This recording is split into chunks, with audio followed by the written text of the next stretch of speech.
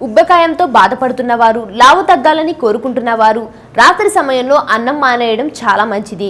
రాత్రి సమయంలో మనం చేసే పని ఏమీ ఉండదు. డాక్టర్లు కూడా ఈ మధ్య నైట్ టైం చపాతీ తినమనే సజెస్ట్ చేయడంతో ఎక్కువ మంది దీనిపై మొగ్గు చూపుతున్నారు.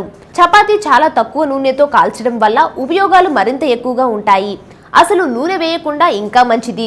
ప్లేట్ నిండుగా భోజనం చేసిన ఒకటే, 2 లేదా 3 చపాతీలు తిన్నా ఒకటేనని డాక్టర్లు అంటున్నారు. అన్నం కంటే చపాతీ శరీరానికి అధిక శక్తినిస్తుందని నిరూపితమైంది. శక్తిని ఇచ్చే ఈ చపాతీల్లో కొవ్వు పదార్థాలు ఉండవు. ఎందుకంటే గోధుమల్లో ఎలాంటి కొవ్వు పదార్థాలు ఉండవు.